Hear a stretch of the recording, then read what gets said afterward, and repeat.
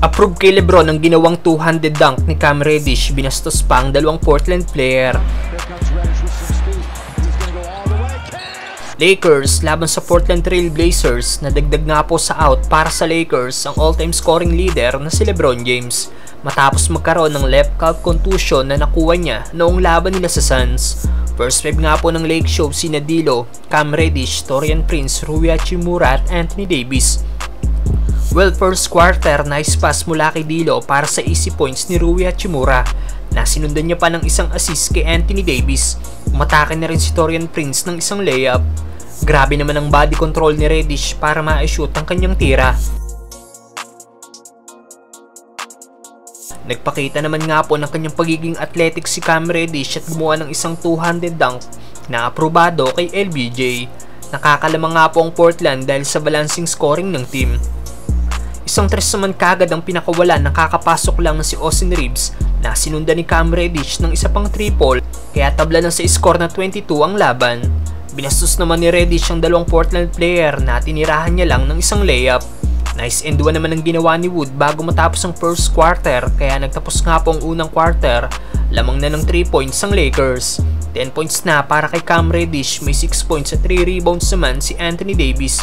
Second quarter, balik Portland nga po ang lamang mula sa 3 ni Jeremy Grant.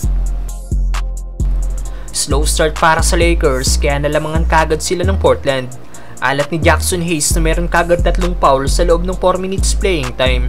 Buong second quarter nga pong naghahabol ang Lakers sa lamang ng Portland, pero dahil sa mga stops na ginawa ng Lakers at mga puntos ni Reddish at Davis bago matapos ang second quarter, naibaba na nga lang nila sa 1 point ang lamang ng Portland at nagtapos ang first half si score 57-56. Leading para sa Lakers si Cam Reddish na meron ng 16 points, may 11 points at 6 rebounds naman si Anthony Davis. Third quarter, dito na nga po tuluyang nakuha ng Lakers ang momentum ng laro kung saan tinambakan na nila ang Portland mula sa solid production ng first 5 ng Lakers kasamang off the bench na si Austin Reeves. Napalaki nga po ng Lakers ang lamang sa double digit na umabot pa sa 14 points at nagtapos ang third quarter sa score 91-80, leading ang Lakers ng 11 points. May 21 points at 9 rebounds na si Anthony Davis, tig 16 points naman si Reeves at Reddish, tig 11 points naman si D'Lo at Rui Hachimura. Fourth quarter, binura kagad ng Portland ang lamang ng Lakers mula sa produksyon ng kanilang first 5, kaya naibaba na lang nila sa 1 point ang lead ng Lakers sa huling 5 minuto ng laro.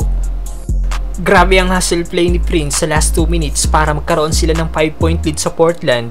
Hindi na nga po hinayaan ng Lakers na makadikit pa ang Blazers sa kanila, kaya solely nakuha ng Lakers ang panalo. May 5-5 record na ngayon ang Lake Show.